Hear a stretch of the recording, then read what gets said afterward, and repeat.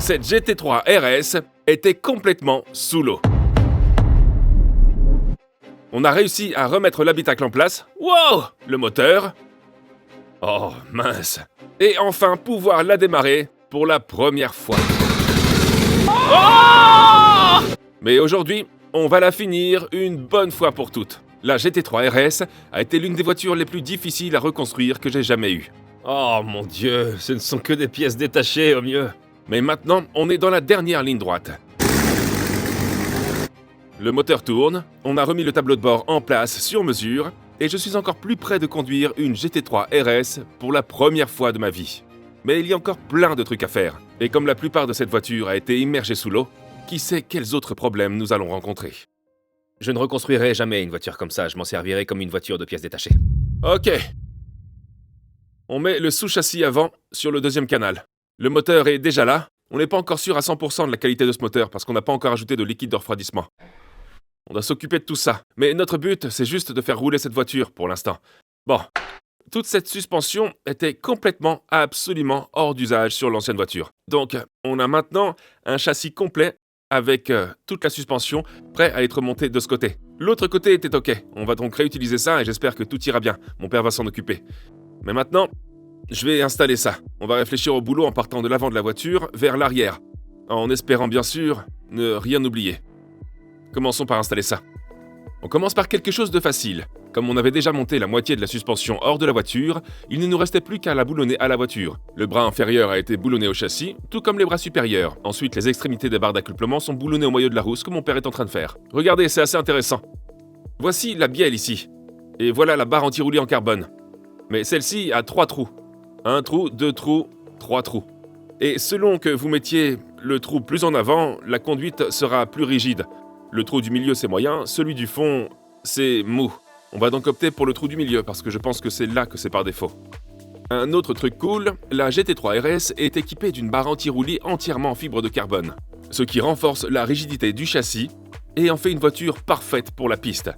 Maintenant, du côté droit de la voiture, mon père est en train d'installer le tuyau de remplissage du réservoir d'essence. Le réservoir d'essence de la Porsche est à l'avant de la voiture. Et mon père est en train de brancher le tuyau au réservoir d'essence pour pouvoir le remplir. Et une fois qu'il aura fini, les deux côtés de la suspension avant seront connectés. Maintenant, on va mettre les disques de frein et les étriers de frein. Ce côté était complètement défoncé. On a réussi à acheter un nouvel étrier, mais il était noir. Donc on les a décapés, repeints et démontés. On doit donc reconstruire cette pièce, et ils ont essayé de reproduire la couleur jaune d'origine des Porsche, ce qui n'était pas facile. Donc, au lieu d'essayer de trouver la bonne couleur, ils ont peint l'avant et l'arrière d'un côté, juste au cas où la couleur serait légèrement différente. Donc on doit maintenant les assembler tous les deux, et ensuite, ils pourront aller à l'avant. Mais le jaune contre le bleu, ça fait assez mal aux yeux. Mais installons-les. Allons-y. Voilà, les 2 disques de frein en carbone. Ces pièces sont chères. Vraiment très chères. 4 700 livres. C'est ce que m'a coûté un seul disque. En principe, il faut les remplacer par paire. Mais comme cette voiture n'a parcouru que quelques centaines de kilomètres, l'autre disque est pratiquement neuf. Mon père est en train de monter les étriers et d'y mettre les plaquettes de frein, pour que je puisse les glisser sur le moyeu de roue et sur les disques en carbone, en faisant bien gaffe à ne rien abîmer. Et puis mon père va faire la même chose du côté gauche. Le disque se fixe au moyeu avec un boulon, puis l'étrier se fixe au moyeu de roue avec 2 boulons. En quelques minutes, ça commence à prendre forme. Voilà, maintenant, on a un tout nouveau sous-châssis d'occasion. On a réussi à récupérer tout le côté droit et tout le côté gauche d'une voiture d'occasion, sauf l'arbre de transmission. Mais à part ça, tout est prêt ici. On ne voulait pas vous ennuyer en construisant tout ça. On espère maintenant pouvoir assembler tout ça et le boulonner là-bas. Je vais essayer maintenant.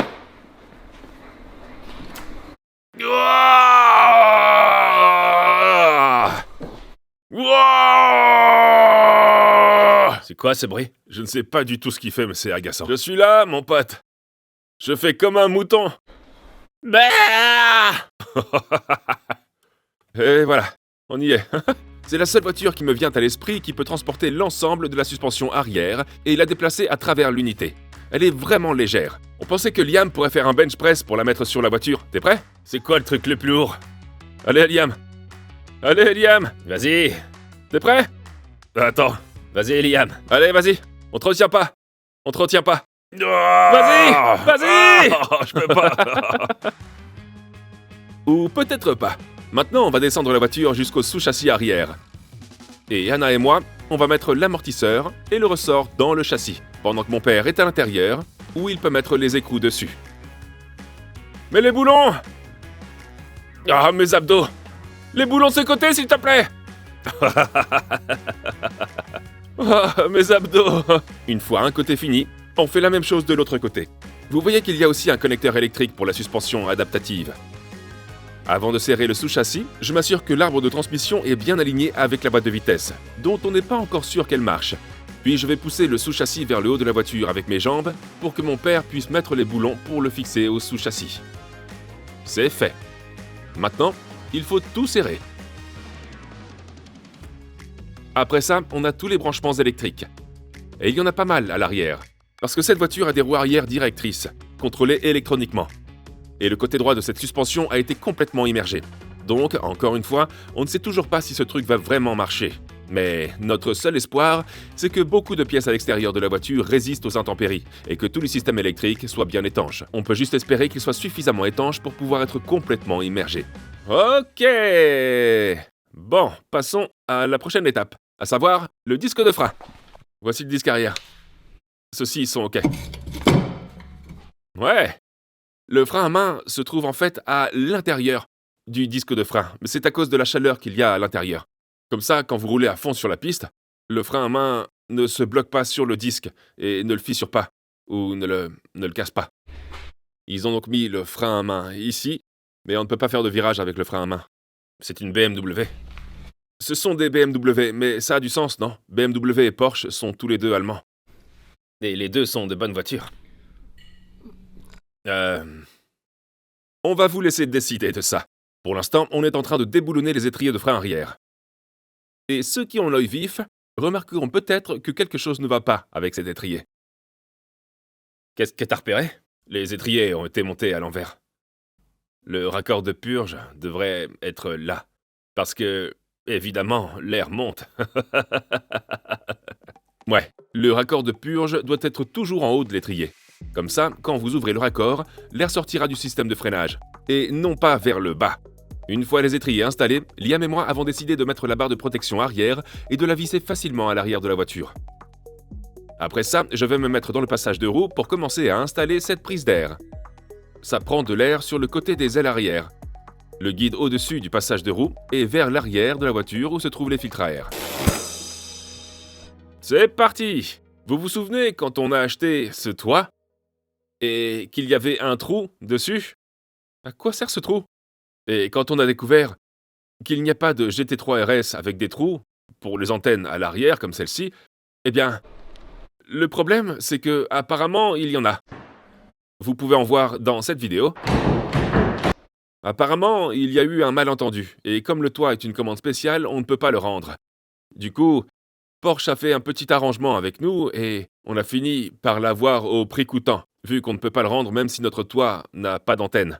Donc, la première option était d'installer une antenne sur le toit, ce qui serait inutile. La deuxième consistait à utiliser des composants en carbone, pour obtenir un peu de magie carbone. Et vous voyez, ils ont comblé le trou.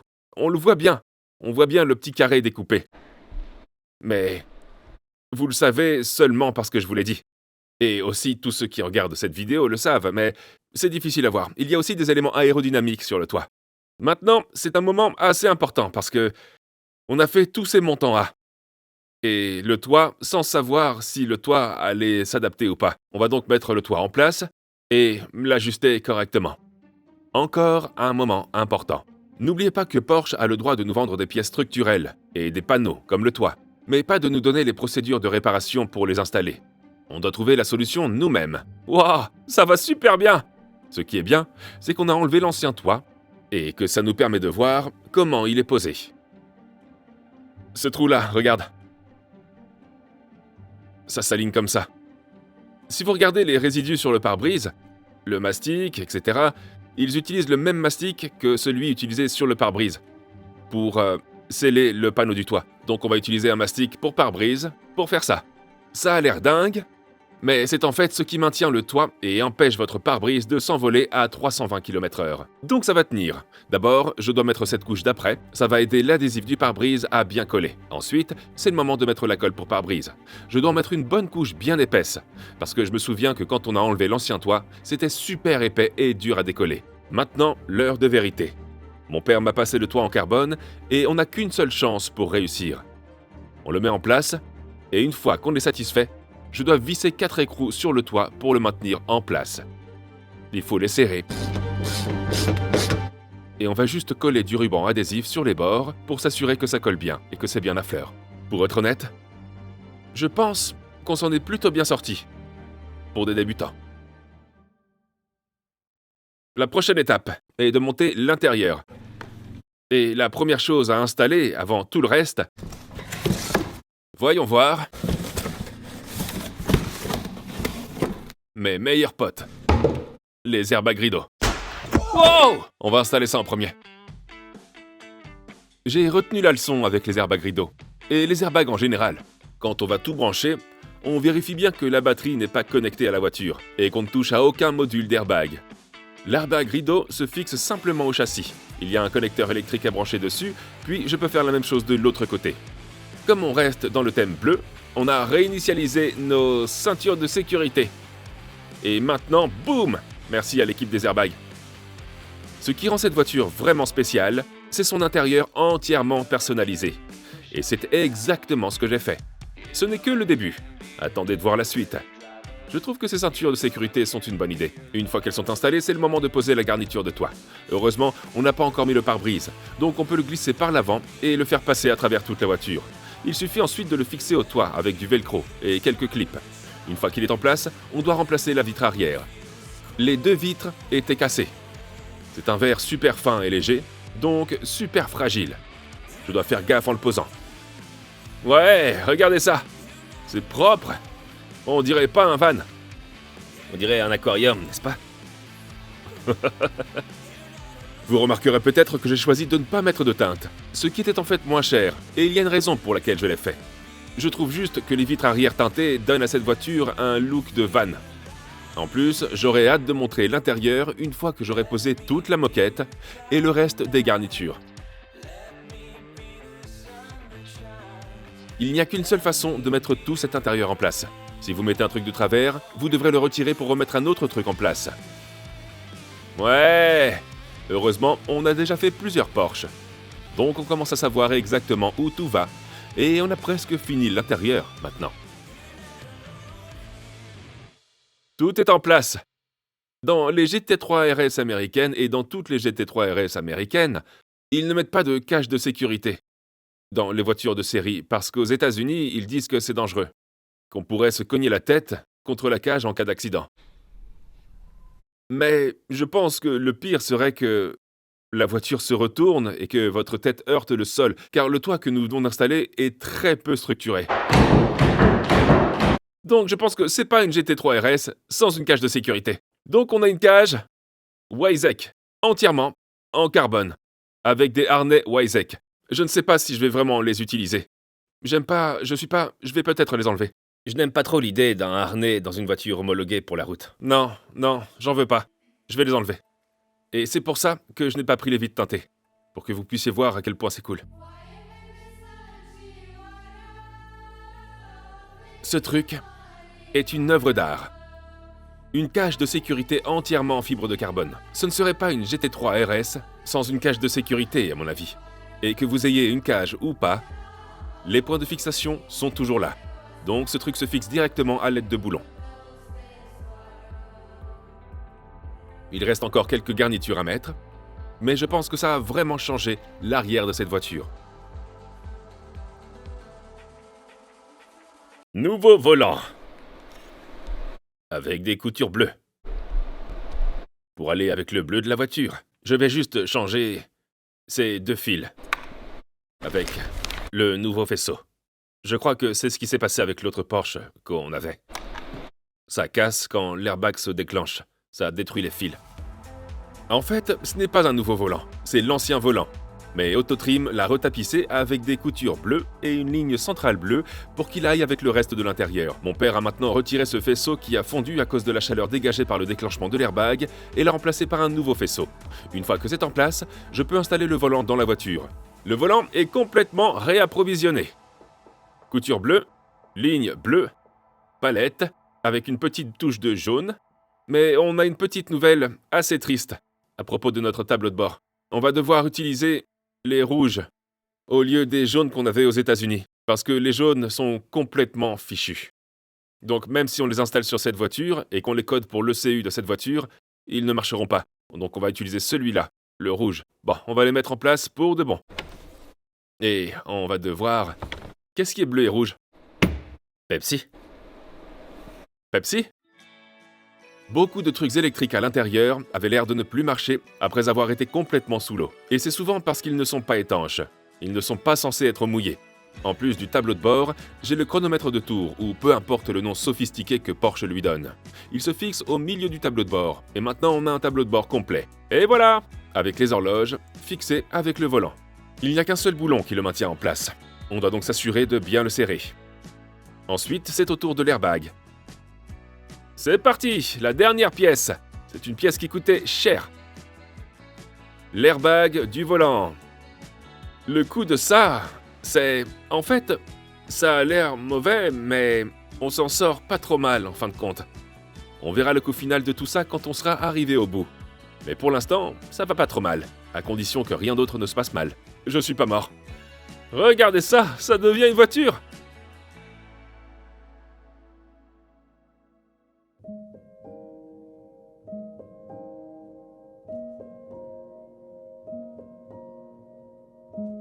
Et voilà, l'intérieur, courageux.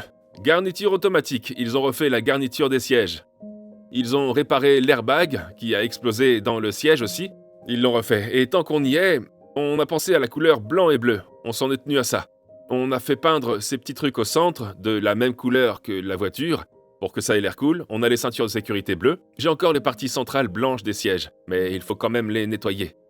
Ils ont un peu jauni cette partie ici. Je pense qu'ils ont un peu transpiré sous l'ancien propriétaire. Je vais donc les enlever et les mettre à la machine à laver. Mais pour l'instant, on devrait pouvoir les mettre. Regardez ça. Un petit bonus. On dirait un accoudoir blanc normal, mais quand on regarde de plus près, on peut voir le logo HWBT gravé dans l'accoudoir. C'est juste un petit plus. Et ça doit être mis en premier. Après, on pourra mettre les sièges. Petit à petit, l'intérieur prend forme. Allons-y. J'ai dit qu'on allait rendre cette voiture spéciale, et avec cet intérieur personnalisé, je pense qu'on est sur la bonne voie. Le cuir blanc, c'est un peu une déclaration, mais je trouve qu'il se marie parfaitement avec le bleu. Et le fait qu'on ait décidé de ne pas teindre les vitres veut dire qu'on va pouvoir voir à l'intérieur, pour voir le super boulot qu'Autotrim a fait sur les sièges. Le blanc, le bleu et le carbone s'harmonisent parfaitement.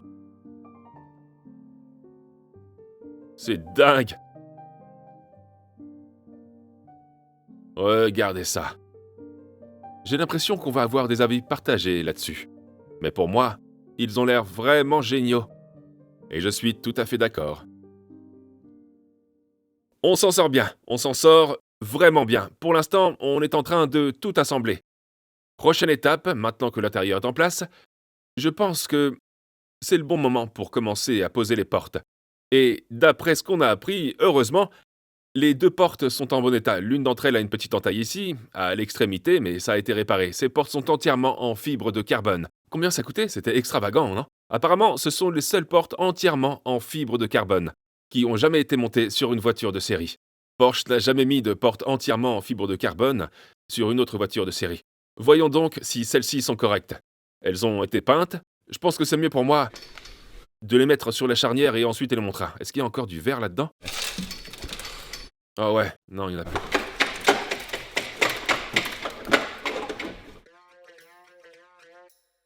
Il n'y a pas beaucoup de voitures où je peux soulever la porte et la secouer comme si de rien n'était. Ça montre à quel point ces trucs sont légers. Maintenant qu'elle est sur la charnière, je dois construire l'intérieur de la porte. Il y a 2 boulons qui la maintiennent sur la charnière. Et après ça, je dois passer à travers les fils. Ils partent de l'intérieur de la porte et ensuite par un trou dans le châssis. Et je les guide à l'intérieur. Il n'y a que 2 prises électriques pour toute la porte. Ensuite, c'est la sangle de la porte. C'est la partie de la porte qui la maintient en place lorsque vous l'ouvrez. C'est pour l'empêcher de se balancer. Une fois que j'aurai vissé ça, je pourrai ensuite passer au rétroviseur extérieur, ou plutôt le rétroviseur de porte parce qu'il est vissé à la porte. Ça glisse à travers, je branche le câble électrique dans le module de la porte, et il y a un boulon qui maintient le rétroviseur de porte en place. Après ça, il y a la poignée de porte. L'arrière de la poignée de porte se glisse derrière la porte. Elle tient avec une toute petite vis. Et puis, le reste de la poignée de porte le maintient en place. Mais c'était en fait un boulot assez compliqué. Cette poignée a pris plus de temps que les 2 secondes que vous venez de voir sur Internet. Mon objectif maintenant, c'est de mettre la vitre en place, mais c'est pas juste une question de mettre en place et le tour est joué. Parce que c'est comme une fenêtre sans cadre, vous devez vous assurer que ça s'aligne bien avec le joint, que ça tient bien en place. Il y a un réglage à faire au niveau de la fenêtre dans ce sens-là, et il y a un réglage pour monter et descendre la fenêtre. Mais pour que je puisse même baisser la vitre jusqu'ici, je dois relever les pinces sur le lève-vitre jusqu'à ce que je puisse commencer à fixer la vitre sur le lève-vitre. Donc, la première chose dont j'ai besoin, c'est la carte de porte. Et voilà la carte de porte qui a aussi été découpée. On a maintenant les coutures bleues dessus. Et à la place des poignées rouges qu'on avait avant, on a maintenant des poignées bleues. Voilà donc l'interrupteur de la fenêtre. Bon, je dois maintenant brancher la batterie. Je branche ça et je devrais pouvoir remonter la vitre jusqu'à la hauteur souhaitée. Ça, c'est un des trucs du kit qui sert à bien fixer le verre sur le cadre. Et ça part à l'arrière. Il y a un outil spécial pour ça. Mais je ne l'ai pas. Mais je peux utiliser un T20. Donc, ça va rentrer par l'arrière, ici, et je devrais pouvoir le serrer par là. Comme ça. Filetage opposé, ça va être compliqué. Et puis ensuite, il y en a un autre juste ici. Mais vous voyez ce trou? Où est-il? Ce trou, juste là, on le voit un peu. Je peux aussi y glisser mon outil. Et serrer le tout. Par ce petit trou-là. Maintenant, je peux glisser le verre à l'intérieur, mais je dois m'assurer qu'il s'adapte parfaitement à ce cadre, avant de tout serrer. Pendant que je mettais le verre, je n'ai pas remarqué un truc assez évident. Pour le mettre en place, vous le faites glisser le long de la porte et vous pouvez voir un trou dedans. Ce trou est aligné avec la pince. Je peux ensuite faire glisser ce pignon à travers le trou dans la vitre et je fixe l'arrière de la fenêtre au rail de la fenêtre. Et je fais pareil avec l'avant de la vitre. Ensuite, je mets tous les joints en place, je ferme la porte et je peux réaliser où le verre doit être aligné sur le joint. C'est là que j'ai remarqué un problème. Et alors que je commençais à aligner ce truc, je viens de remarquer quelque chose. Et c'est en fait parce qu'elle a été sous l'eau. Je viens juste de remarquer que ce verre, regardez là. Il y a une petite fissure. Et ça monte un peu là aussi. C'est agaçant. Je n'arrive pas à aligner celui-là et en mettre un autre parce que je devrais réaligner l'autre. Mince alors. Mince. La nouvelle vitre est commandée. Tout ce que je peux faire maintenant, c'est installer les panneaux de protection GT3RS, ce qui rend pas mal. Ensuite, je peux mettre ces plastiques arrière qui maintiennent le pare-choc en place. Le côté droit du plastique a survécu. Mais le côté gauche, j'ai dû l'acheter d'occasion. Ils utilisent les mêmes plastiques sur la 911 Turbo S. J'ai donc réussi à éviter le prix gonflé de la GT3RS. Après ça, j'ai ajusté le revêtement de l'arche arrière et voilà, c'est fini. Ouais, pour l'instant, on ne suit pas vraiment d'ordre particulier. Je suis juste en train de faire ce que j'ai envie de faire. Et je pense que la prochaine étape, c'est à l'avant, parce que cette porte est bien alignée et la fermeture est en bon état. Je crois que je peux commencer à monter l'aile avant, ou le fender si vous êtes américain. Mais voici mon aileron avant. Voici mon aileron entièrement construit. On a réussi à le monter, on a récupéré cette pièce du bas qui s'était détachée, on l'a fait peindre, et bon, ben voilà, ça c'est tout ce qui reste. C'est super fragile. On dirait que tout est en fibre de carbone. Mais il n'y a littéralement aucune structure du tout. Mais c'est en gros comme 2 morceaux. On a cette partie supérieure et cette pièce en plastique. Et puis, il y a ce petit bout en bas qui s'enclenche là. Mais ce qui est vraiment cool, c'est cette petite ailette que vous pouvez voir sur le côté. Regardez. Elle est où? Regardez ça. En dessous, là. Regardez ça, juste là. Ça, c'est l'indicateur. C'est le répétiteur latéral de cette voiture. Donc on ne peut pas vraiment le voir depuis le côté, mais j'imagine que ça se reflète sur la peinture, et je trouve que c'est plutôt cool. Bon, je vais voir si tout s'aligne maintenant. Et elle aura un aspect presque achevé quand je l'aurai mis. Il y a encore plein de trucs à faire, on doit encore réfléchir à plein de choses pour l'avant, mais on va mettre cet aileron avant.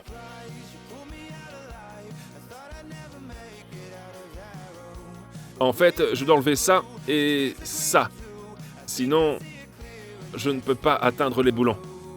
Il y a tellement de choses à apprendre pendant qu'on remet à neuf la GT3 RS, et je continue d'apprendre. Mais comme on construit cette voiture à partir de zéro, je vais la connaître par cœur quand elle sera finie. J'ai appris maintenant, je dois aligner la partie supérieure de l'aile, et j'aurais dû mettre l'aéro avant de la monter. Ensuite, on met le réservoir de lave-glace, et enfin, la partie inférieure. Maintenant, je suis content du résultat. Tout ça s'aligne ici, et tout ça s'aligne avec cette porte, parce que cette porte est alignée avec ce quartier. J'espère pouvoir installer ce panneau maintenant. Et ce panneau s'alignerait parfaitement avec la porte. C'était super galère à enlever. S'il te plaît, aligne-toi. Heureusement, ça s'est bien aligné. Mais une fois la partie inférieure de l'aile fixée, je dois ensuite pousser l'aéro dedans, qui a le répétiteur latéral. Et regardez ça, presque un côté entier. T'es prêt, Matthew? On fait l'aile. Et mon père va maintenant monter l'aile du côté droit de la voiture. Celui-ci est un peu différent, car il a un bouchon de réservoir. Maintenant qu'on sait comment ça marche, c'est beaucoup plus rapide à faire que le côté gauche. Mon père va l'aligner sur la voiture, et je pourrai le fixer définitivement. Maintenant, on passe à l'arrière. On est un peu excité parce qu'on a plein de morceaux de la voiture qui viennent d'être peints par le carrossier. Maintenant, on attend une vitre de ce côté parce que celle-ci est cassée. On attend de pouvoir aligner cette porte et la fenêtre de ce côté-là.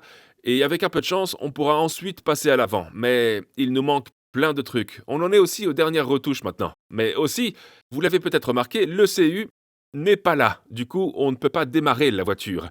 Et on ne sait pas encore si la boîte de vitesse marche. Parce qu'on doit la vérifier pour voir si elle est en état de marche, mais on ne peut pas démarrer la voiture sans le CU. Et je vais vous dire pourquoi le CU n'est pas là dans une minute. Mais maintenant, on a le pare-choc arrière que je vais installer. Le pare-choc est vraiment génial. J'ai dû acheter une nouvelle pièce en plastique pour le pare-choc. Et puis, les autres pièces sont d'occasion, ou utilisées sur la voiture d'origine. Prochaine étape, les prises d'air sont là.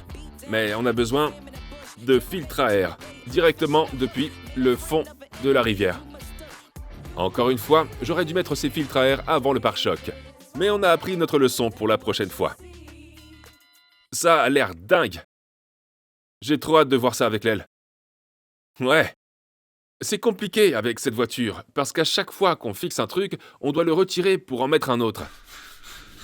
Réfléchis. Maintenant était le moment parfait pour l'échappement. L'échappement, vous vous souvenez de la dernière fois quand on a démarré la voiture pour la première fois, on n'avait pas encore de pot d'échappement. Pas de pot d'échappement, rien du tout. Il y avait des flammes qui sortaient de chaque côté du moteur. Et maintenant, on a un pot d'échappement. Un pot d'échappement à soupape électronique. Pas juste un échappement. On a aussi des collecteurs. Ouais. Ma GT3 rose fait du bruit. Celle-là, oh mon Dieu. Un échappement tout en titane avec des collecteurs longs. Je me demande vraiment quel bruit va faire cette voiture. Maintenant, ça, je les branche ici. C'est pour les soupapes d'échappement. Leur rôle, c'est de s'ouvrir et de se fermer que vous soyez en mode sport, sport plus ou en piste. Mais cet échappement n'a pas de soupape, on va juste tout droit, à fond. Donc, pour faire croire à l'ordinateur qu'il y a des soupapes, parce que s'il croit qu'il n'y a rien de branché, il va mettre la voiture en mode limp. Parce que c'est vraiment bizarre. Donc, on branche ces trucs-là. Et ça devrait faire croire à la voiture qu'elle a des soupapes. On doit mettre ça des deux côtés, et puis on les attache avec des collets de serrage. On verra. C'est plutôt cool. Je vais peut-être regretter de ne pas avoir de valve. J'ai trouvé un bon endroit pour attacher ces câbles avec des colliers de serrage juste derrière la barre de protection arrière. Une fois que c'est fait, je peux commencer à assembler le reste de l'échappement valvetronique. Le tout fabriqué en titane. Vous pouvez voir à quel point c'est léger. Mon père le soulève d'une seule main ici.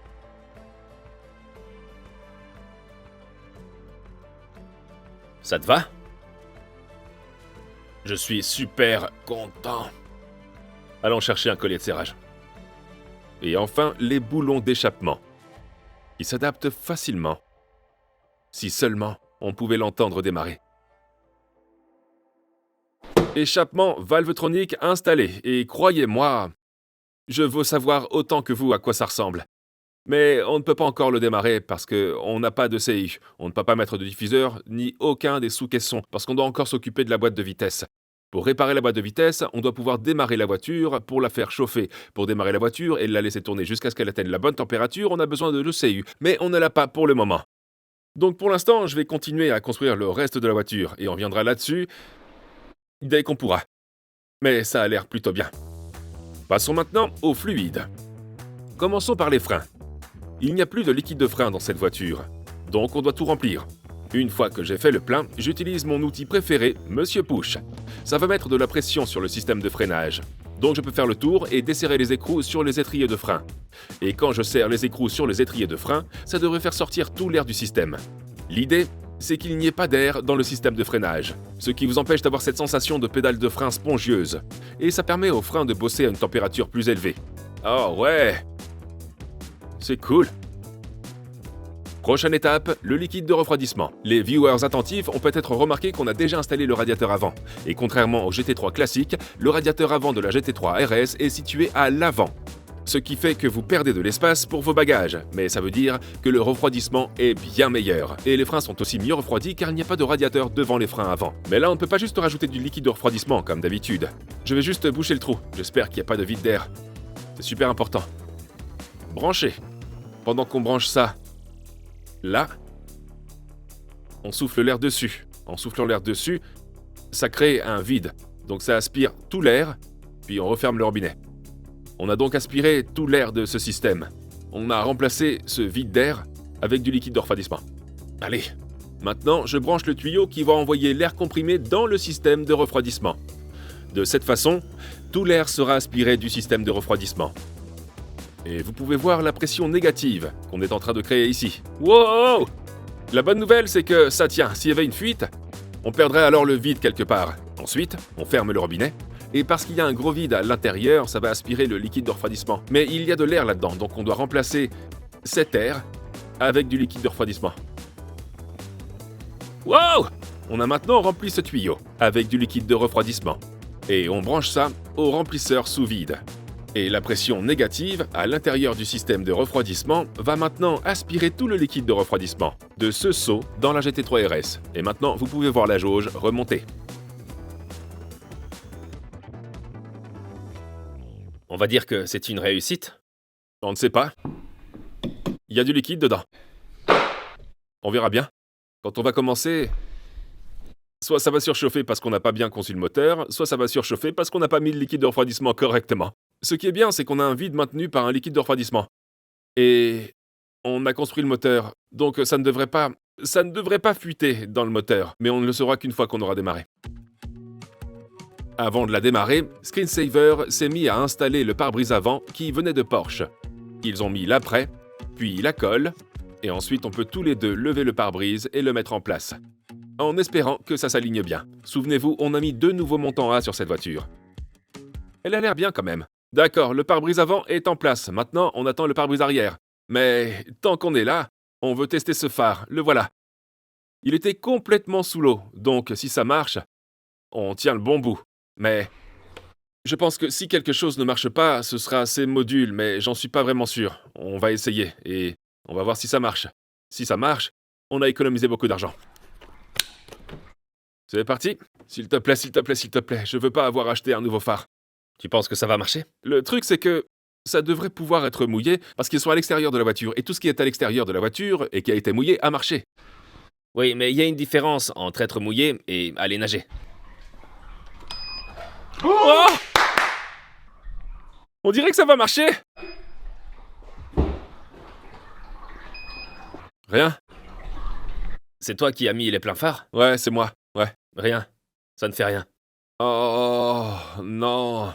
On n'en avait pas de ce côté, alors j'en ai acheté un d'occasion qui était abîmé. Vous allez le voir à l'écran. Je l'ai eu de quelqu'un qui a foncé dans le mur sur un circuit. J'ai celui-là réparé par Renlens. Ils l'ont réparé, ils ont mis une nouvelle lentille. Ce qui est bien. Mais ça manque aussi quelques trucs. Donc on a certains modules qui sont cassés de la voiture américaine. Donc on va essayer ça. Et on va voir si ça marche. On va essayer ça. On va essayer ce côté-là. Peut-être que si les deux côtés ne sont pas branchés, ça ne marchera pas, je sais pas. Je suis en train d'installer le module Xenon, qui alimente la ligne. Mais je ne suis pas super optimiste. Ouais, je vais pas encore tout mettre ensemble, au cas où ça marcherait pas. Essayons ça. Prêt? Ouais. Mais ça a marché. Les deux? Celui-là marche. Celui-là ne marche pas. Oh! Appel de phare? Plein phare? Ouais. Ouais, ça marche. Ouais. Donc ça marche. Et ça marche pas. Ouais, d'accord. Ok, je vais retirer celui-là, le brancher ici, et si lui ne marche pas là-dedans, alors on sait que c'est le phare, et pas le câblage, parce que le câblage était abîmé de ce côté-là. Ça n'a pas beaucoup de sens, parce que le xénon que je viens de brancher était aussi sous l'eau. Alors pourquoi l'un fonctionne et pas l'autre? Go! Oh, et voilà. Donc c'est ce phare. Ouais. Donc c'est ce phare qui est fichu. Mais les pleins phares, Tony? Plein phare? Ouais. C'est tout ce qui concerne les ordinateurs. Dans les phares, en fait. Ouais, c'est vrai. Et puis, genre, il y a plein d'ampoules et d'autres trucs là-dedans. Mais les ampoules, les LED marchent toujours, ce qui me fait penser que ce n'est pas une LED. Maintenant, j'ai un autre de ces xénons. Il venait en fait de la GT3 violette, qu'on a reconstruite aux États-Unis. Une de rechange. Donc on va essayer ça. Tu penses que ça va régler le problème? Ouais. On débranche celui qui est passé sous l'eau. Maintenant, on branche celui qui est sorti de la GT3 violette. Voyons ce qui se passe. D'accord, on a maintenant un autre xénon. Voyons si ça marche. Ouais! Ça marche! Plein phare. Ouais. Ouais. Donc, tout marche vraiment. Je ne sais pas pourquoi, le xénon, soit il est cassé, ou alors il n'est pas codé pour cette voiture. Ça marche, donc je me plains pas. Donc, on a deux phares qui marchent maintenant. Super nouvelle. Ça nous a permis d'économiser beaucoup d'argent, et on a aussi réussi à économiser un peu sur le capot. N'oubliez pas que le capot était complètement détruit. Mais les gars ont réussi à le réparer. Ils ont pratiquement tout réussi à réparer avec de la fibre de carbone. Il y a quelques petites blessures de guerre, mais c'est mieux que de racheter un capot à 30 000 livres. Vous pouvez juste voir la blessure de guerre qu'on a ici. Il y a une petite fissure ici. Les gars ont aligné ça du mieux qu'ils le pouvaient. Je sais que certains diront « Ouais, t'aurais dû acheter un nouveau capot ». Entre le choix de dépenser 30 000 livres et faire des réparations, je pense que vous auriez choisi de faire une réparation. Et maintenant, il a un peu d'histoire, une petite blessure de guerre qui date de quand il a heurté un arbre. Je pense que c'est beaucoup mieux de faire comme ça que de dépenser 30 000 livres pour un nouveau capot. Et c'est un bon sujet de conversation à propos de la voiture. Une petite blessure de guerre. Ouais, regarde ce capot. Le capot est génial, pas vrai? Il est génial. Mon père et moi avons ensuite passé 30 minutes à aligner le capot avec les deux ailes, jusqu'à ce qu'on soit satisfait du résultat. Et ça a l'air complètement irréel.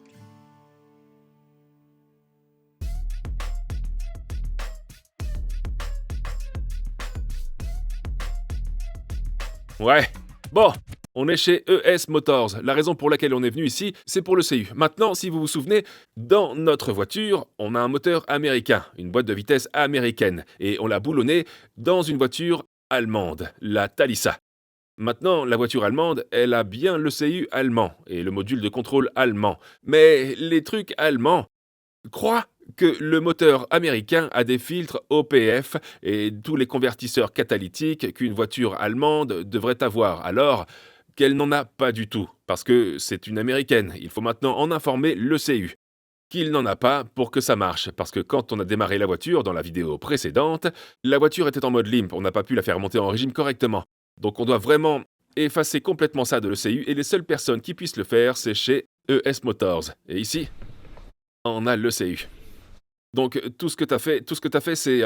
on vient de lui communiquer de toute évidence qu'il n'a pas d'OPF, il n'y a pas de coupe. Ouais. Donc avec un peu de chance, t'appuies sur l'interrupteur, et on nous a aussi dit que, notre boîte de vitesse pourrait marcher à 50-50, parce que c'est indiqué comme une boîte de vitesse à l'intérieur.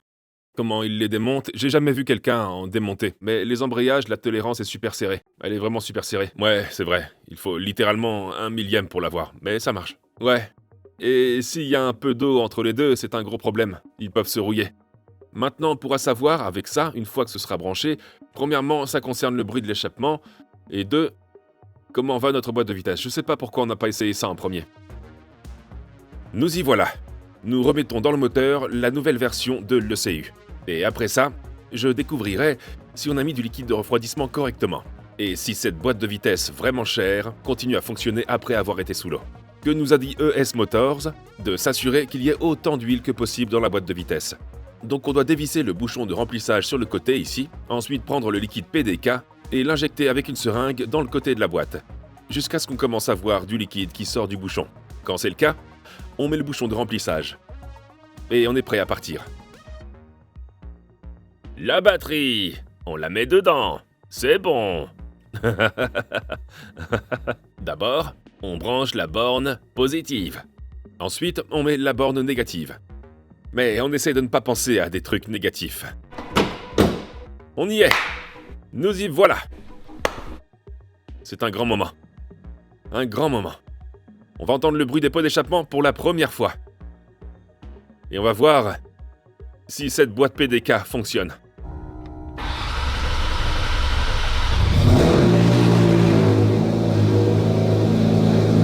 L'échappement, ça va? Ça a l'air bien. C'est pas mal. Ils ont un bon son? Allez, vas-y. Allez. Point mort. C'est parti. Première vitesse, première vitesse. Ça bug parce que la porte est ouverte.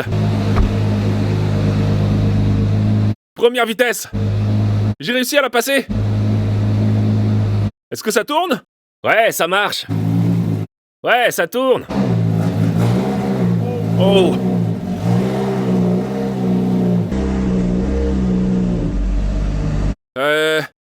Attends. Le système ABS empêchait la voiture de rouler. J'ai donc désactivé le contrôle de traction et l'ABS. Qu'est-ce qu'il y a? Tout est éteint maintenant, je devrais pouvoir conduire. Ça me laissait pas le faire à cause de la traction. Prêt? Ouais.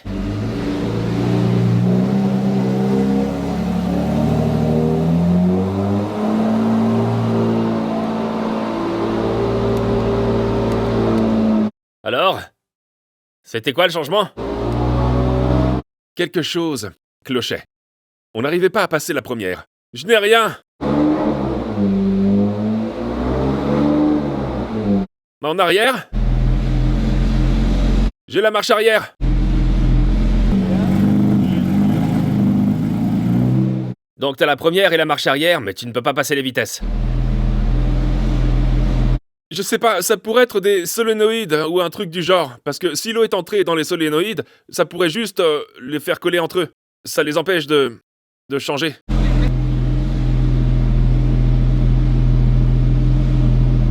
Au moins, le son est pas mal. Ouais, c'est vrai. Oh non. Et ensuite, un autre problème. Donc on a atteint la température souhaitée. Croisons les doigts pour que ça ne continue pas à grimper. Mais ça a continué à grimper. Ça grimpe! Ça grimpe! C'est super froid! Ah, il y a un sas. C'est super froid. Ouais, pas terrible. Ah! Ouais, ça chauffe trop. Ah, donc le liquide de refroidissement est un fail, ainsi que la boîte de vitesse. Mais on dirait qu'il n'y a même pas de liquide de refroidissement. Non, c'est comme s'il n'y avait pas de liquide de refroidissement. Mais on en a mis plein. Ouais, c'est vrai. Ouais, où est-ce qu'il est passé? On dirait qu'il y a une poche d'air dans le système de refroidissement, ce qui l'empêche de faire son petit tour dans le radiateur avant de revenir dans le moteur, en maintenant la voiture à la bonne température. En plus, on n'arrive pas à passer la première vitesse. La première étape a été de lire les codes sur la voiture. Il n'y en avait aucun concernant la boîte de vitesse ou le moteur. Juste la direction assistée, qui était une prise que je n'avais pas encore branchée. Et pour le liquide de refroidissement, j'essaierai de le faire tourner sans bouchon cette fois-ci, pour voir si ça laisserait l'air sortir par le haut.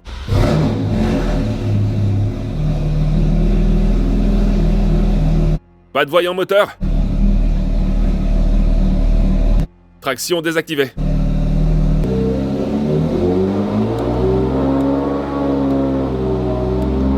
Que ce soit avec les palettes ou le levier de vitesse, je n'arrivais pas à passer la première vitesse. En plus, la température du moteur n'arrêtait pas d'augmenter.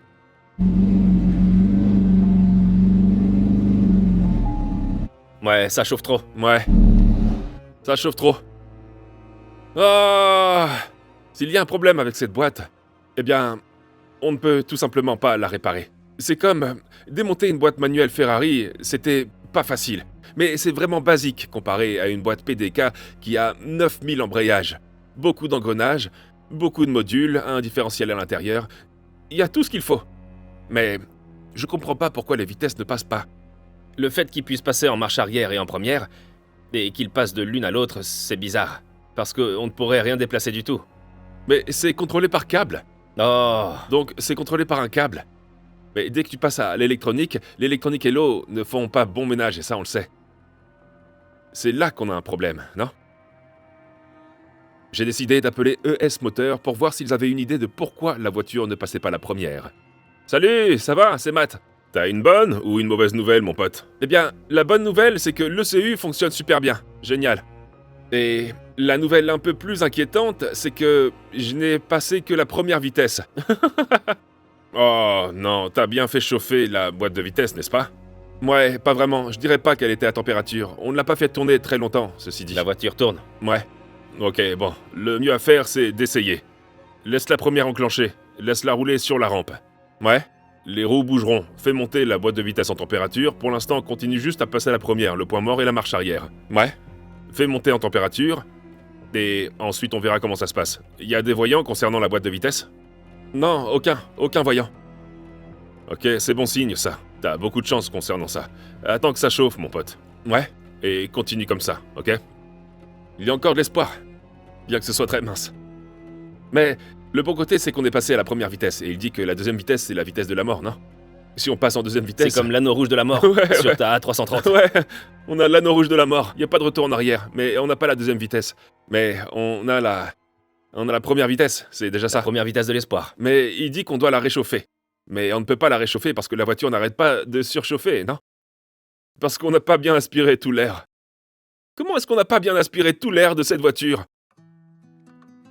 On a ensuite passé le reste de la journée à refaire le vide dans la GT3 RS, en espérant que si on arrivait à faire monter la voiture en température, on pourrait aussi faire monter la boîte de vitesse en température. Et si cette dernière atteignait la bonne température, elle passerait peut-être de la première à la deuxième vitesse.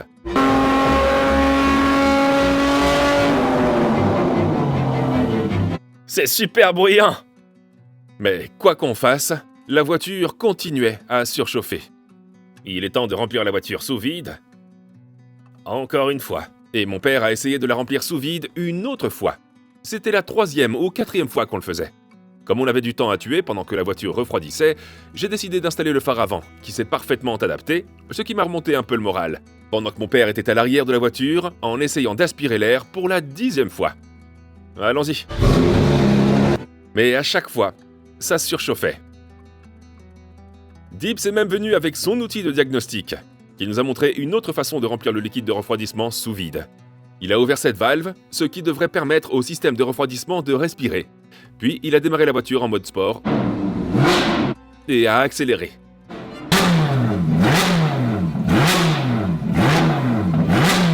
Mais bon, ça a quand même surchauffé. Pour le problème de première vitesse, j'ai commencé à démonter le levier de vitesse, juste pour être sûr que je l'avais bien branché. Ah, il est bien branché. Yo, comment ça va? Je sais plus quoi penser. Vas-y, déballe. J'arrive pas à passer la première vitesse. Ouais, c'est triste, hein. J'ai quelques pistes, j'espère que ça va bouger. D'accord? Ok. Je pense que ça vient du système électronique de la voiture. Ouais. Donc, si ton véhicule n'a pas de roues, ça ne mesure pas le capteur de vitesse des roues. Ok, mais ça montre à quelle vitesse je roule. Oui, ça te le montre, mais tu ne peux rouler qu'en première vitesse. C'est pas vrai. Non, c'est sérieux, c'est vrai? Donc on met juste des roues dessus? Ouais. Bon, ce qui se passe, c'est que, comme l'ECU ne mesure pas la vitesse des roues avant, ouais, il pense que la voiture est à l'arrêt. Oh mon Dieu. Donc ça va te limiter à la première vitesse. Ouais, je vais peut-être balancer ce téléphone par la fenêtre dans une minute. Ouais. Oh. Non, attends, t'es sûr que c'est vraiment ça?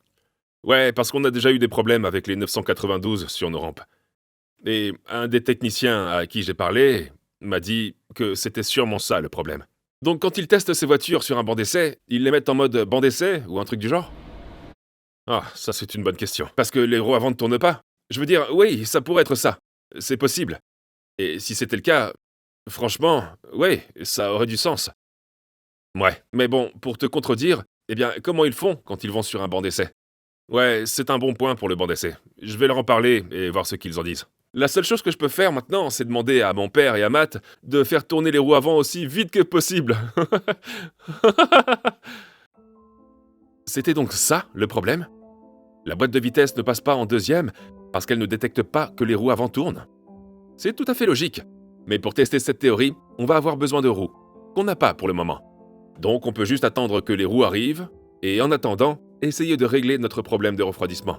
On a essayé plein de fois de faire monter cette voiture en température.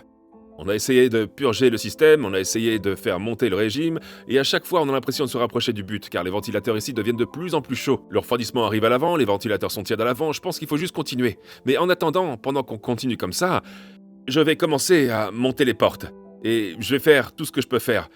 Et quand le moteur aura refroidi, on va essayer de purger le système de refroidissement. Bon, maintenant que la fenêtre de cette porte est là, je vais commencer ici et continuer tout autour de la voiture. Allez. Voici la nouvelle vitre pour la fenêtre côté conducteur. Maintenant, je dois m'assurer que cette vitre est bien alignée, la glisser dans la partie supérieure de la porte, puis la fixer sans serrer sur le lève-vitre. Après ça, je vais fermer la porte et pousser la vitre vers le haut, là où je pense qu'elle devrait se trouver, en m'assurant qu'elle est bien scellée. Une fois que je suis satisfait, je baisse la vitre pour pouvoir accéder au boulon et fixer le verre sur le lève-vitre. Puis, je le serre bien. Après ça, je pourrais remettre la carte de porte et le reste des éléments qui se boulonnent sur la porte. L'intérieur est presque terminé. J'adore les petites poignées bleues qui vont avec les ceintures de sécurité et la couleur est vraiment bien assortie. C'est plutôt pas mal si vous voulez mon avis. Je pense qu'on s'en sort bien. Maintenant que l'intérieur est terminé, on peut finalement passer à l'extérieur. On l'a laissé reposer toute la nuit, car apparemment, la poche d'air devrait finir par s'échapper. On va tester cette théorie dans 1 minute, mais pour l'instant, on peut commencer à construire l'avant. Et regardez un peu à quoi ressemblent 35 000 livres de pièces détachées. Jusqu'ici, tout allait bien. Mais, je comprends pas d'où sortent tous ces prix. Je ne sais pas, mais une bonne partie du prix vient de tout cet aérodynamisme actif sous la voiture. C'est nouveau chez Porsche et apparemment, ils appellent ça la taxe GT. Donc si vous avez une voiture GT, c'est plus cher. Mais on doit trouver où tout ça va et le seul indice qu'on a, c'est ça qu'on a récupéré sur la voiture. Donc c'est ça mon seul indice. Vous pouvez voir qu'il y avait un moteur ici, avec une prise, et je pense que c'est un capteur de position qui s'ouvrait et se fermait pour indiquer à la voiture où se trouvait le volet. Et voici le moteur. Voici ce qu'il fait en fait. Ça va être posé quelque part par terre, quelque chose comme ça par exemple, et tout ce que ça fait c'est ouvrir et se fermer comme ça, c'est tout. Maintenant, regardez cette partie. On dirait qu'elle a été imprimée en 3D ou un truc du genre. On dirait que c'est du plastique recyclé. Il y avait un skatepark avant qui ressemblait à ça plus ou moins. Mais il coûtait pas 35 000 livres.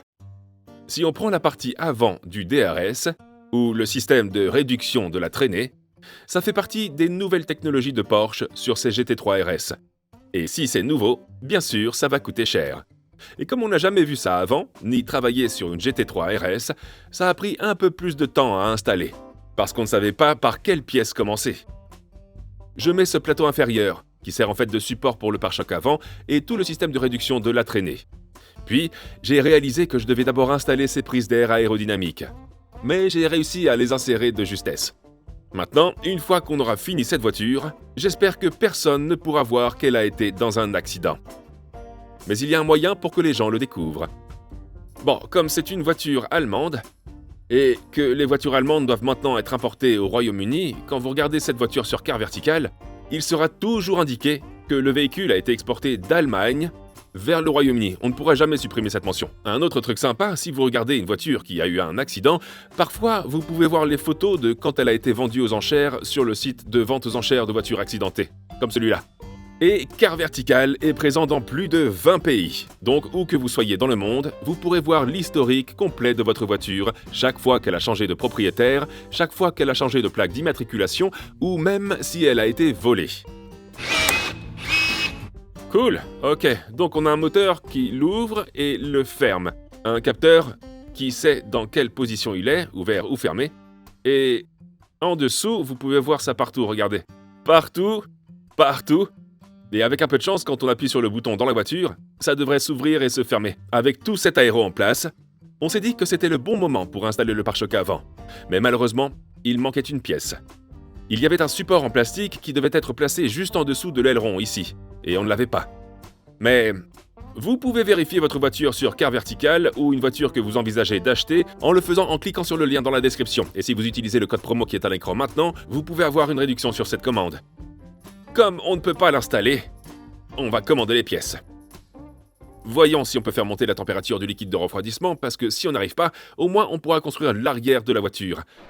Et on laissera ça pour la fin. Allez.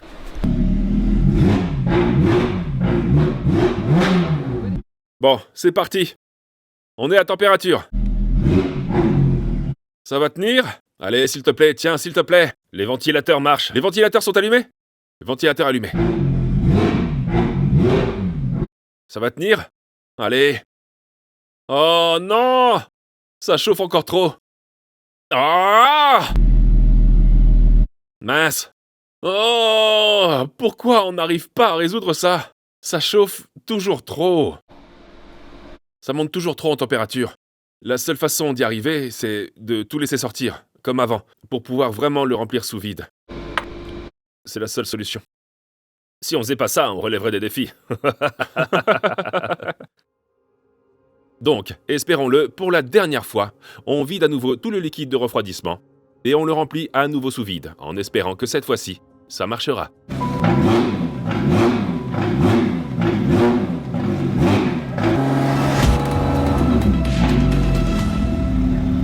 Et on a fait des progrès. Maintenant, quand on accélère, la température baisse. Et quand on relâche l'accélérateur, elle remonte. On est environ à 60% sûr que ça va marcher. Ah, c'est pas très élevé, non? Je dirais un peu plus que ça. On est à 61%. On est à 61% sûr que ça va marcher. On hésite un peu à construire cette partie arrière, car on doit accéder à cette petite valve. Bien qu'on ne sache pas vraiment à quoi ça sert. Une fois qu'on a tout mis ici, on ne peut plus accéder à cette petite valve, qui est censée laisser sortir les petites bulles d'air. Et ça, lorsque le clapet est ouvert. Mais on va le fermer maintenant. Et on va juste s'engager à construire toute la partie arrière ici, en espérant que la prochaine fois, tout fonctionnera comme il faut. C'est la première fois qu'on le fait tourner à plein régime, et la température a baissé. Mais quand j'ai arrêté, elle est remontée et est devenue trop élevée. Je pense qu'on devrait s'y mettre et finir le reste, parce que j'ai vraiment envie de voir à quoi ça ressemble avec le spoiler installé. Et je meurs d'envie de savoir si ça marche vraiment, parce que c'était complètement immergé. Et si ça ne marche pas, ça va être un gros problème, parce que ça va pas être donné, n'est-ce pas? Je pense qu'on peut le brancher maintenant. Ouais, je pense qu'on peut le brancher. Et après, j'appuierai sur le bouton pour voir si ça marche. Encore un moment crucial. Je n'ose même pas imaginer combien ça coûte. Il y a une plaque entièrement en carbone qui maintient tout le système hydraulique de l'aileron, qui fait partie du système DRS. On l'a branché, mais quand j'ai appuyé sur le bouton, rien ne s'est passé. Oh non. Je voulais juste voir si j'avais des codes d'erreur pour le spoiler. Mais une fois branché, je n'ai rien vu. Ok, on n'y arrive pas. Je pense qu'on a besoin de... Le DRS avant ne marche pas, le DRS arrière ne marche pas, mais le DRS avant est tout neuf. Il n'y a pas de raison pour que ça marche pas. Je me dis qu'il faudrait peut-être un système Porsche pour le calibrer. Et encore un truc, on sait que ces ventilateurs marchent. Parce que, regardez...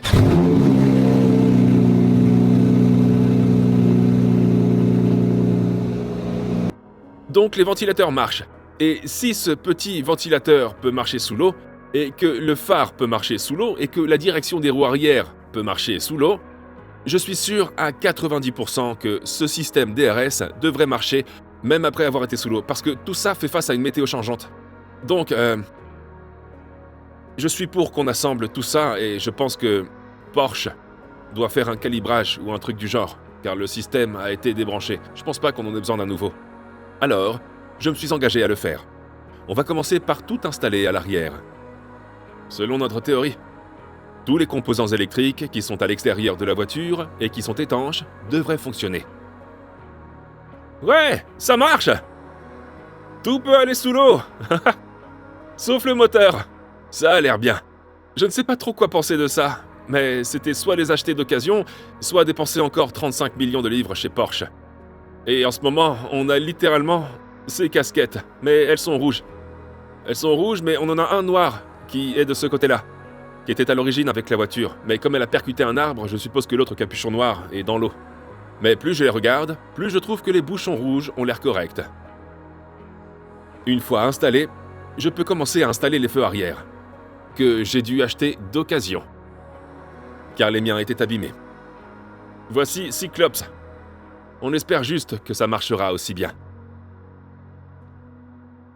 Ouais, regarde ça. Elle est en vie. Ouais. Ensuite, c'est le petit aileron Ducktail. Et regardez comment la GT3 RS est belle maintenant. Ça prend vraiment forme. Regardez ça. Regardez ça. Il y a donc un petit détail qui fait toute la différence. C'est l'aileron et, bien sûr, la lunette arrière. Elle est arrivée, mais elle n'est pas teintée. Ce qui est évidemment moins cher. Mais mettons cette grosse aile en place. Voici l'aileron DRS, qui s'ouvre et qui se ferme. Cette aile se fixe. Et c'est là que ça devient bizarre, parce qu'en bas de cette aile, il y aura un autocollant Porsche. Maintenant, je dois m'assurer que tout est parfait avant de le coller. Je m'en occupe. Je n'ai qu'une seule chance de bien faire. Et ces autocollants n'étaient pas donnés. Mon père et moi, on a mesuré l'endroit où on pense que le logo Porsche devrait aller. Donc on s'est lancé. Et étonnamment, je pense qu'on s'en est bien sorti. Ensuite, on peut boulonner l'aileron au support. Puis installer l'aileron DRS en fibre de carbone, qui est maintenu par plein de vis spéciales. On finit par bien les serrer. C'est énorme. L'aile était énorme. Mais maintenant, c'est au tour des plaques d'extrémité. Encore une fois, on utilise des vis spéciales pour ça. Bien sûr, les plaques d'extrémité ont aussi des autocollants. Regardez ça, c'est assez difficile de se tromper, donc je pense que je m'en suis plutôt bien sorti. Ensuite, les supports pour le pare-choc avant sont arrivés. J'ai donc pu commencer à les monter sur les ailes avant. Une fois ces derniers installés, plus rien ne nous empêchait de monter le pare-choc avant. Et puis, en revenant à l'aileron, je peux enfin installer les capuchons des plaques d'extrémité avec l'autocollant que je viens de mettre dessus. Et puis, au lieu d'un badge, parce que c'est une RS, et qu'elle est censée être légère, il y a aussi un autocollant pour l'arrière. Mais celui-ci est livré avec un gabarit, pour vous montrer exactement où le coller. Il y a peut-être quelques fans de Porsche qui diront qu'il n'est pas au bon endroit. Mais j'ai fait de mon mieux. Apparemment, l'air chaud sort par l'arrière des radiateurs. L'air froid entre, l'air chaud sort. L'air chaud monte alors et ces ailettes sont là pour empêcher l'air chaud de s'acheminer et d'entrer dans le moteur ici. Donc, l'air froid descend et entre dans le moteur ici, là. Et il entre aussi par là. En résumé. Donc, voilà la colle Mansory, que je vais mettre sous l'aérodynamique du toit. Ensuite, je pourrais le fixer au toit en carbone, qui est censé éloigner l'air chaud du radiateur du compartiment moteur. Que ce soit vrai ou pas, je trouve quand même que ça a l'air plutôt cool. Après ça, j'ai le PPF OEM que Porsche utilise sur les ailes arrière. Comme l'arrière de la voiture est beaucoup plus large que l'avant, les pneus avant projettent plein de cailloux, ce qui finit par abîmer la peinture du quart arrière. J'ai donc voulu mettre le film de protection avant même de prendre la route. Une fois ça fait, on passe à la lunette arrière. J'ai mis l'après, mon père met l'adhésif, et ensuite on va essayer de le poser nous-mêmes. On branche l'antenne et on la pousse vers le bas. La vitre arrière est en place. Bon, on retourne à l'avant. On peut maintenant glisser le pare-choc avant, en l'enclenchant dans les supports que je viens d'installer, puis mon père va le visser en haut. Et après ça, on pourra glisser le séparateur avant, qui se fixe sur la partie inférieure du pare-choc. Et en dessous, il y a plein de vis à mettre. Une chose qu'on n'a pas encore vérifiée, c'est si ce capot s'aligne bien avec le pare-choc. Il y a un peu de réglage à faire, mais pas beaucoup. Bon sang, c'est pas terrible du tout, ça, non? Une chose qui prend beaucoup de temps, c'est d'aligner tous les panneaux. Ça a l'air facile sur cette vidéo, mais on a passé beaucoup de temps à essayer de bien le faire, et je ne suis toujours pas à 100% satisfait du résultat. Ça nous a pris environ 50 ans pour aligner le capot avec le pare-choc. Ça nous a pris tellement de temps que j'ai maintenant des rides sur le front. T'en avais déjà avant. Ouais. C'était tellement bien que je pense qu'on mérite au moins que les gens s'abonnent.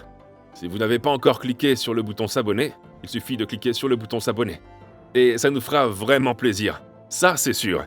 Assembler cette voiture a été un vrai boulot de dingue. Mais j'ai adoré chaque étape. Et on est maintenant beaucoup plus près du but. Et voilà. Boum! Il faudra un peu nettoyer. Mais ça a l'air plutôt bien. Bon. Maintenant, on passe aux jupes latérales. Et voilà! On a surélevé un peu la voiture, donc la rampe ne va pas nous empêcher de glisser les jupes latérales. Encore une fois, ils utilisent juste des clips sur le côté.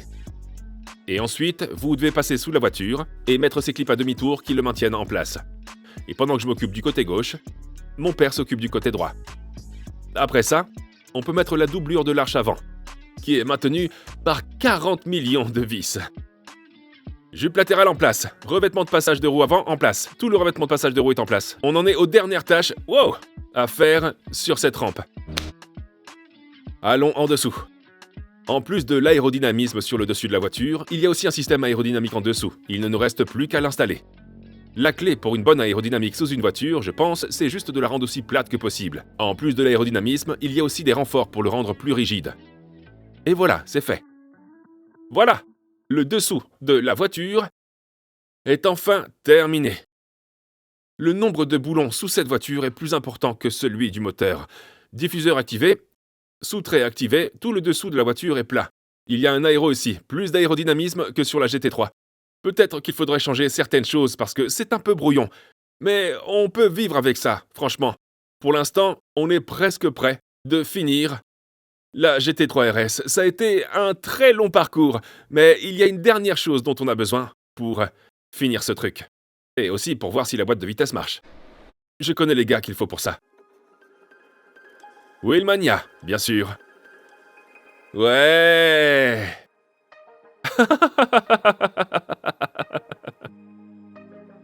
Wow! Regardez ça, c'est dingue! Regardez ces bad boys. Avec le bleu, le carbone et le blanc, ça va être dingue. Et voilà des roues complètement personnalisées de Wheelmania. Elles ont même le logo MA gravé dessus, comme plein d'autres roues. Ces roues sont de la même taille que les jantes en alliage d'origine de la GT3 RS. Ce qui veut dire que je peux utiliser les pneus Michelin qui sont faits pour cette voiture. Vous remarquerez aussi peut-être le disque aérodynamique, exactement comme celui de la Manta Racing 3RS. Mais pour celui-là, je n'ai pas eu à débourser 100 000 livres sterling. Parce que non seulement Wheelmania a fabriqué ces roues sur mesure, ils ont aussi fait ce disque aérodynamique à l'arrière sur mesure. Je ne pouvais vraiment pas rêver mieux. Si vous avez besoin de n'importe quel type de roue, ou même si vous voulez faire réparer une roue, merci de contacter Wheelmania sur WhatsApp avec le lien dans la description. Ouais, c'est dingue. Littéralement, tout ce qu'on voit, c'est une chose différente. C'est vraiment dingue à regarder. Regardez les roues. On a des roues aérodynamiques, des disques, du carbone. Ensuite, vous regardez le capot, on dirait une bande de carbone bleue. Quand on regarde l'intérieur, c'est blanc. C'est dingue. Même le toit, il y a comme des écailles dessus. Et cette aile énorme. C'est une voiture de dingue. C'est l'une de mes préférées. Carrément. Quand j'ai acheté cette voiture, j'ai pris un gros risque. Ouais! On a gagné! Je l'avais juste vu en ligne. T'as vu des photos, non? Non, pas encore. T'as vu aucune photo? Je l'ai vue dans l'eau. Et même quand je suis allé voir, je doutais qu'elle puisse être reconstruite. Oh mon Dieu! À tel point qu'on a dû acheter un nouvel habitacle pour ça. Et le fait que mon père et moi avons réussi à reconstruire tout le moteur... et la plupart de la carrosserie, reste l'un des moments dont je suis le plus fier. Mais tout ça remonte à ce pas en avant que j'ai fait au début. Maintenant, vous devez voir la GT3 RS pour la première fois.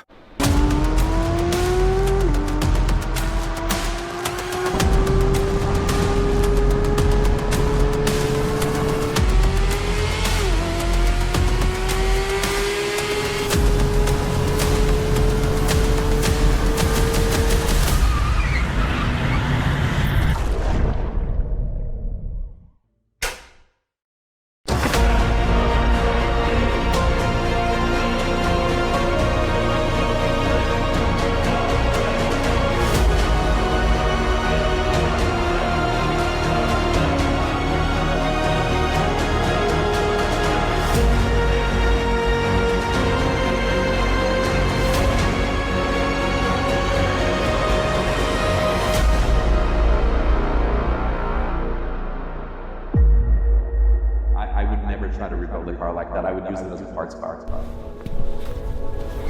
Ça a l'air complètement irréel, d'une autre planète. Ce bleu vif, les autocollants blancs, les roues Wheelmania, l'intérieur blanc, absolument tout s'est mis en place pour que ça marche. J'en suis super fier.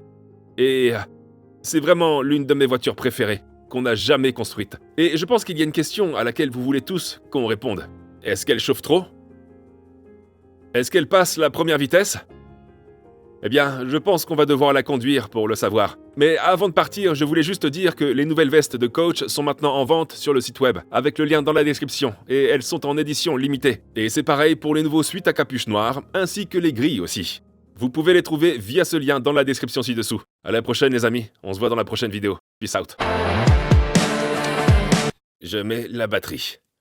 Ou est-ce que je devrais être plus enthousiaste ? Je mets la batterie. La batterie est mise. La batterie est dedans. Like a drug that I just can't deny.